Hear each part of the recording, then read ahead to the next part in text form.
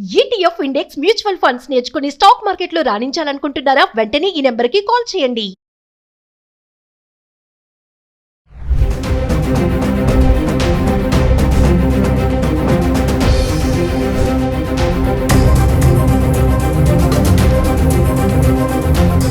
Sir నమస్కారం sir.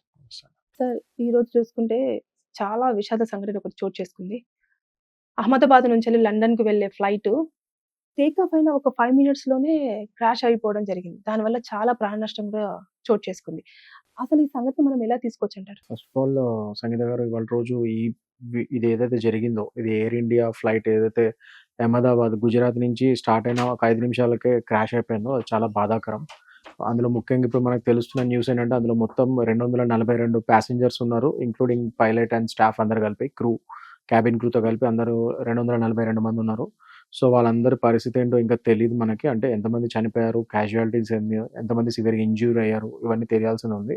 At the same time ఆ flight మళ్ళీ కూలుతూ ఒక మెడికల్ కాలేజ్ హాస్టల్ మీద పడింది అని చెప్పి అంటున్నారు. అందులో కూడా నా ఇప్పుడున్న ఇన్ఫర్మేషన్ ప్రకారం అయితే ఒక 20 మంది మెడికల్ స్టూడెంట్స్ చనిపోయారు. అందులో లంచ్ టైమ్ కావడంతో ఇంకా ఎక్కువ మంది క్యాజువాలిటీస్ కూడా అయ్యే ఛాన్సెస్ ఉన్నాయి. ఆ నెంబర్ ఇంకా పెరగొచ్చు అని అంటున్నారు. సో, ఏ విధంగా చూసినా కూడా చాలా హృదయ విదారకమైన ఇన్సిడెంట్ అది. అదసలు జరగకుండా ఉండాల్సింది. బట్ అది ఎందుకయిందో ఏంటో తెలీదు. ఫస్ట్ ఆఫ్ ఆల్ ఆహ్, ఎవరైతే ఇప్పుడు ఈ బాధిత కుటుంబాలున్నారో వాళ్ళందరికీ నా సానుభూతి. ఫస్ట్ అండ్ ఫార్మోస్ట్ థింగ్ అది నేను చెప్దాం అనుకుంటున్నాను. And hour sincere condolences to them.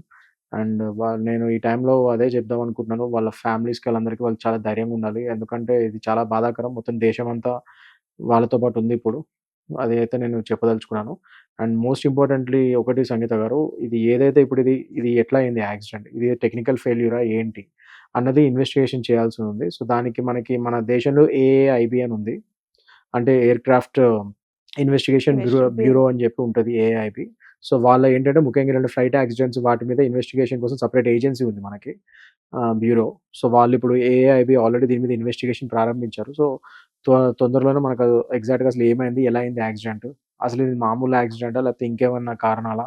ఏంటనేది వాళ్ళు ఇన్వెస్టిగేషన్‌లో వాళ్ళు తెలుసుకుంటారు. సో, అది అప్పటి వరకు మనం వెయిట్ జేయాలి. అంటే సార్ మనము ఎప్పుడైనా సరే ఫ్లైట్ ఒకటి ఫ్లై అయ్యే టైంకి మొత్తం ముందు చెక్ చేస్తారు కదా! చెక్ చేసిన తర్వాత వాళ్ళు సర్టిఫై చేసుకుంటారు కదా! ఓకే. ఈ ఫ్లైట్ ఖచ్చితంగా మనం ఇప్పుడు తీయొచ్చు. దీనితోని మనకెలాంటి ప్రాబ్లమ్ లేదనుకున్నాకనే కదా! అన్ని చెక్ చేసిన తర్వాతనే మనకి ఫ్లై అయిన ఒక 5 మినిట్స్‌లోనే అంత ఇదిగా అయింది అనంటే అక్కడ చెకింగ్ సరిగ్గా జరగలేదంటారా? ఎగ్జాక్ట్‌లీ. దాని మీదే ఇప్పుడు ఇవాళ రోజు ఏఐబీ వారు ఇన్వెస్టిగేషన్ చేసి అసలు నిజంగా ఏమైంది? నిజంగా టెక్నికల్ ఫెయిల్యూర్ అయితే జనరల్లీ మీరన్నట్టు అన్ని ఫ్లైట్స్ చెక్ చేసిన తర్వాతే ఆ టేక్ ఆఫ్‌కి రెడీ టేక్ ఆఫ్‌కి అయితాయి. రెడీ అవుతాయి. They have to give the certain certification. ఆ ఇంజినీర్ గాని, వాళ్ళు గాని వీళ్ళందరూ చెక్ చేసి అదంతా ఓకే అంటేనే అవి టేక్ ఆఫ్ అయితది. ఎప్పటికప్పుడు రెగ్యులర్ ఏ ఫ్లైట్‌కి ఆ ఫ్లైట్ ఆ స్పాన్‌లో ఎప్పుడైతే నెక్స్ట్ ఫ్లైట్ ఉందో ఈ లోపల ఏదైతే ఫ్లైట్ టేక్ ఆఫ్ అవుతుందో ఆ ఫ్లైట్‌ని ఖచ్చితంగా వాళ్ళు అన్ని చెక్ చేసిన తర్వాత టేక్ ఆఫ్‌కి రెడీ అయితదది. సో, అలాంటప్పుడు మరి టేక్ ఆఫ్ అయిన కొంచెంసేపటికే అది క్రాష్ అయింది అంటే నిజంగానే దానిలో ఇన్వెస్టిగేషన్ చేయాల్సిన అవసరం ఉంది. అదొక సంస్థ ఫెయిల్యూరా? మరి అది ఎయిర్‌క్రాఫ్ట్ నడిపిస్తున్న ఒక సంస్థ ఫెయిల్యూరా? లేకపోతే అందులో ఒక క్యాబిన్ ఆర్ క్రూ ఫెయిల్యూరా? లేకపోతే పైలట్ ఏమన్నా ఏదైనా ఇష్యూ అయ్యి లేకపోతే పైలట్ దగ్గర క్యాబిన్‌లో ఏమైనా ఇష్యూ అయిందా?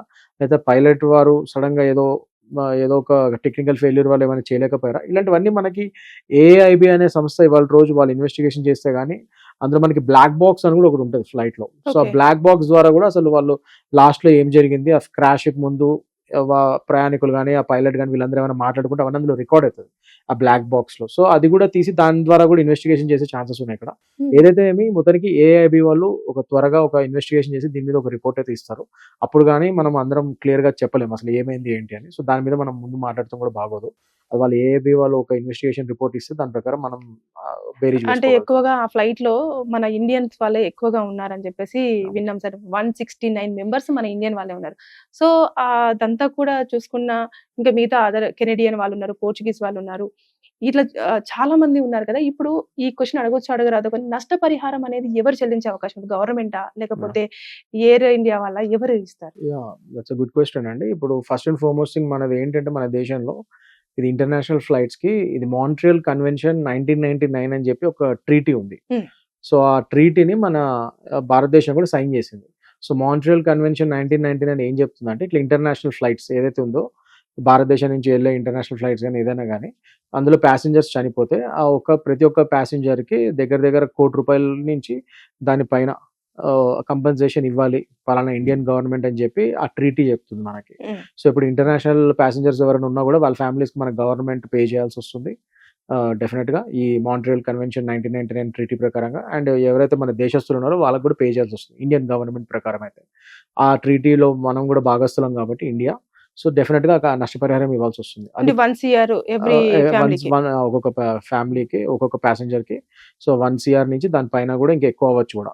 అంటే ఇందులో మళ్ళీ మనకి చాలా ఫ్యాక్టర్స్ బేరీజ్ వేసుకోవాలి. అంటే కస్టమర్ క్లయింట్ ఎవరైతే కస్టమర్ చనిపోయారో అతని ఏజ్, అతని రిటైర్మెంట్ అయిన యంగ్ అతను ఏంటి, ఆయన ఎడ్యుకేషన్ క్వాలిఫికేషన్ నుంచి అన్ని ఫ్యాక్టర్స్ ని బేరీజ్ వేసుకొని అతని ఇన్కమ్ ఎంత ఉండేది ఏంటి దాని ప్రకారం కూడా కంపెన్సేషన్ పెరగచ్చు, ఇంకా అవి కూడా చేయొచ్చు, అంటే తగ్గచ్చు కూడా. ఒకే ఫ్యామిలీ నుంచి ఒక్కొక్కసారి ఒకరు కాకుండా 2-3 ఉంటారు, వాళ్ళకి కూడా అంటే ఫ్యామిలీలో ఎంత మంది చనిపోయినా ఇస్తారా, ఒక ఫ్యామిలీలో ఒక్కరిని మాత్రమే చూస్ పర్ చేస్తారు? హెడ్ అది పర్ పర్సన్ అది. So Hmm. ఎంతమంది చనిపోతే అంతమంది ప్రకారం కంపెన్సేషన్ ఉంటుంది. Hmm. సో ఇలా చాలా ఫ్యాక్టర్స్ ఉంటాయి. నేను చెప్పినట్టు ఎడ్యుకేషన్ క్వాలిఫికేషన్స్, వాళ్ళ ఏజ్, అవి కూడా బేరీజ్ వేసుకొని దాని ప్రకారం కూడా కంపెన్సేషన్ పెరగచ్చు, తగ్గచ్చు, అదొకటి. Hmm. ఇంకోటి ఇప్పుడు ఏదైతే సంస్థ, ఇప్పుడు ఫర్ ఎగ్జాంపుల్ ఇది ఎయిర్ ఇండియా ఫ్లైట్ కాబట్టి ఎయిర్ ఇండియా వారిది కూడా ఇక్కడ లయబిలిటీ ఉంటుంది. ఒకవేళ వాళ్ళ టెక్నికల్, ఎందుకంటే వాళ్ళ ఫ్లైట్, సో వాళ్ళ టెక్నికల్ ఫెయిల్యూర్ వల్ల అది క్రాష్ అయింది కాబట్టి డెఫినెట్ గా ఇక్కడ ఎయిర్ ఇండియా కూడా డెఫినెట్ గా they have to also compensate along with the government, అదొకటి. అండ్ ఇంకోటి ఏంటంటే సంగీత గారు, ఇక్కడ ఇన్సూరెన్స్ కూడా ఒకటి ఉంటుంది. Hmm. ఇన్సూరెన్స్, ట్రావెల్ ఇన్సూరెన్స్ అని ఉంటుంది. వాళ్ళ రోజు ఏంటంటే ప్రతి చోట మీరు ట్రైన్ కానీ ఫ్లైట్స్ కానీ ఏది బుక్ చేసుకున్నా ఈ ట్రావెల్ ఇన్సూరెన్సెస్ కూడా అడుగుతున్నారు వాళ్ళు టికెట్ బుక్ చేసుకున్నప్పుడు. సో ఇట్స్ బెటర్ మీరు ఆ ట్రావెల్ ఇన్సూరెన్స్ కూడా తీసుకుంటే, సో డెఫినెట్ గా ఇన్సూరెన్స్ కంపెనీ కూడా ఈ అదనపు ఈ కంపెన్సేషన్ తో పాటు ఇన్సూరెన్స్ కూడా కంపెన్సేషన్ పే చేయాల్సి ఉంటుంది అప్పుడు ట్రావెల్ ఇన్సూరెన్స్ ఉంటే మనకి.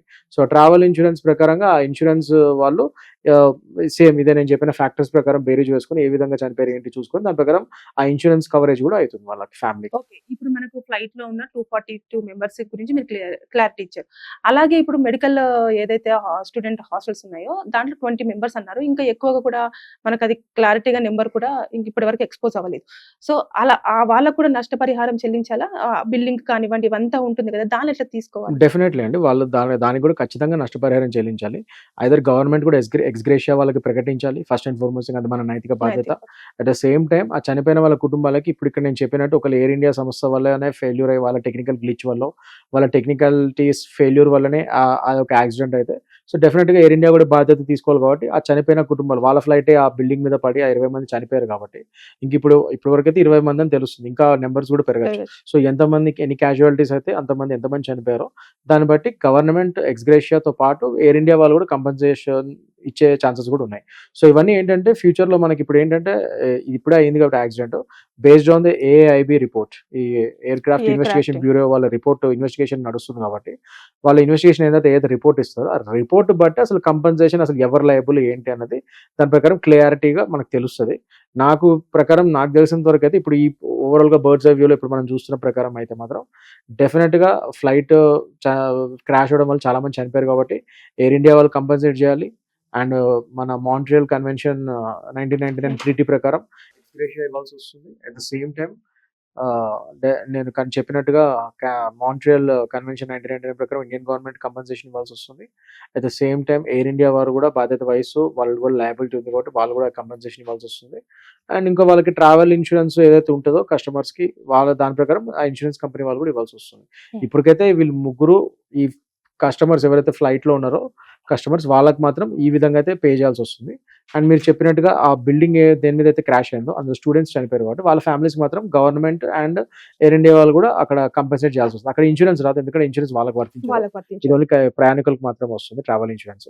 అక్కడ మాత్రం గవర్నమెంట్ ఎక్స్గ్రేషియా ఆ స్టూడెంట్స్ కి, at the same time air India వాళ్ళ ఫ్లైట్ పడింది కాబట్టి సో ఎయిర్ ఇండియా వాళ్ళు కూడా అక్కడ బాధ్యత వహించాలి. మీరు ఇంతకు ముందు చెప్పినట్టుగా సార్ ఫస్ట్ ఏదైతే 1 CR ఇస్తారో దాంతో పాటు ఈ ఇన్సూరెన్స్ కూడా క్యాలిక్యులేట్ అవుతుందా సార్? డెఫినెట్లీ అవి సపరేట్ సార్. ఇప్పుడు గవర్నమెంట్ ఎక్స్గ్రేషియాతో పాటు ఏదైతే ఇప్పుడు నేను చెప్పినట్టు ఇందాక 1 CR మనం ఎలాగో గవర్నమెంట్ మాంట్రియల్ కన్వెన్షన్ 1999 ప్రకారం గవర్నమెంట్ ఇది వస్తుంది. ప్లస్ ఒకవేళ ఇక్కడ ఖచ్చితంగా ఎయిర్ ఇండియా వాళ్ళ ఒక బాధ్యత వహిస్తూ వాళ్ళ ఫెయిల్యూర్ వల్ల ఇదంతా అయింది అని ఏమన్నా నిర్ధారితమైన రిపోర్ట్ ఇస్తే AIB వాళ్ళు సో దాని ప్రకారంగా మళ్ళీ వీళ్ళు కూడా డబ్బులు ఇవ్వాల్సి వస్తుంది, ఎయిర్ ఇండియా వాళ్ళు ఆ ప్రయాణికులకి, అది కూడా అదనంగా వస్తుంది. At the same time insurance ఉంటే అది కూడా అదనంగా వస్తుంది. అదనంగా ఈ వస్తుంది. 3 కూడా రావచ్చు. ఇక్కడ ఏమైనా మనకు లీగల్ గా ఎవరైనా చనిపోయిన వాళ్ళ బాధితులకు సంబంధించిన వాళ్ళు లీగల్ గా ప్రొసీడ్ అయితేనే డబ్బులు వస్తాయి అంటారా, లేదంటే ఇది నార్మల్ గా గవర్నమెంట్ ఖచ్చితంగా ఇనిషియేట్ తీసుకొని చేయాల్సిన పని అంటారా? జనరల్లీ ఇది గవర్నమెంట్ ఇనిషియేట్ తీసుకొని చేయాల్సిన పని. బట్ ద సేమ్ టైం పలానా యొక్క కుటుంబీకులు వాళ్ళు ఇది క్లెయిమ్ చేయాలి. వాళ్ళు వచ్చి క్లెయిమ్ చేసి ఇలా ఇలా అయ్యింది, ఇలా వాళ్ళ ఫ్యామిలీ వాళ్ళు ఇలా చనిపోయారు కాబట్టి వాళ్ళకి ఇవ్వాలి కంపెన్సేషన్ అని చెప్పి ఏదైతే గవర్నమెంట్ ప్రకటిస్తుందో వాళ్ళ దానికి అర్హులు అని చెప్పి వాళ్ళు కూడా చూపించుకోవాలి, ప్రూఫ్స్ అవన్నీ చూపించుకోవాలి. అంటే అంతా ఏమేమి చేయాలి. చూపించాలి సార్ ప్రూఫ్స్ అంటే? డెఫినెట్ గా వాళ్ళ ఫ్యామిలీ మెంబర్స్ అని చెప్పి ప్రూఫ్ చూపించాలి. Hmm. అండ్ వాళ్ళకి ఏమైతారో చూపించాలి. అండ్ వాళ్ళకి ఏమేమి ఉన్నాయి, ఒకవేళ టికెట్ తీసుకుని దానికి ట్రావెల్ ఇన్సూరెన్స్ ఉంటే ఆ ట్రావెల్ ఇన్సూరెన్స్ విషయం కూడా చూపించాలి. ప్లస్ ముఖ్యంగా ఇక్కడ గవర్నమెంట్ పరంగా అయితే వాళ్ళకి government ex gratia and air India ఏదైతే ప్రకటిస్తుందో అవన్నీ వాళ్ళకి వచ్చే విధంగా ఈ ప్రూఫ్ చూస్తే సరిపోతుంది. అండ్ వాళ్ళ యొక్క ఇన్సూరెన్స్ ఏదైతే ఇన్సూరెన్స్ ఒకరు తీసుకొని ఉంటే ఆ ఇన్సూరెన్స్ వాళ్ళకి మాత్రం కంపెనీకి మాత్రం ఈ టికెట్ చూపించాలి. అండ్ గవర్నమెంట్ ప్రకటించిన నిర్ధారించిన ఈ ఎక్స్గ్రేషియా ఇవన్నీ కూడా చూపించి మరి మీరు కూడా ఇవ్వాలి ఖచ్చితంగా అని చెప్పి ఈ ప్రూఫ్స్ అని చూపిస్తే వీళ్ళు కూడా ఇన్సూరెన్స్ వాళ్ళు కూడా ఇవ్వాల్సి ఇన్సూరెన్స్ వస్తుంది. అమౌంట్ కూడా ఒకటి పర్టికులర్ గా ఫిక్స్ అయిపోయి ఉంటుందా సార్? అంటే ఇంత ఫిగర్ అని చెప్పేసి మీరు తీసుకునే దాన్ని బట్టి 25 lakhs ఉండొచ్చు, 30 lakhs ఉండొచ్చు, 40 lakhs, 50 lakhs అలా కూడా ఉంటుంది. అది తీసుకునే దాన్ని బట్టి ఉంటుంది. అది అంటే ఇన్సూరెన్స్ అనేది బిజినెస్ క్లాస్ yeah, అలాంటివి. అదే ఇన్సూరెన్స్ జనరల్ ట్రావెల్ ఇన్సూరెన్స్ ఎలా ఉంటుందంటే అది క్యాజువాలిటీస్ వాటి మీద అది ఫైనల్ కదా, చాలా రేర్ గా జరుగుతుంది ఇలాంటి యాక్సిడెంట్ కానీ అది కానీ. సో అందులో ఒకవేళ చనిపోతే మాత్రం 50 lakhs నుంచి పైన వరకు కూడా వచ్చే ఛాన్సెస్ ఉంటుంది ఇన్సూరెన్స్. Hmm. మామూలుగా ఇన్సూరెన్స్ ఎందుకు తీసుకుంటాం అంటే ఈ లగేజ్ పోవడాలు, Hmm. లగేజ్ మిస్ అవ్వడాలు, Hmm.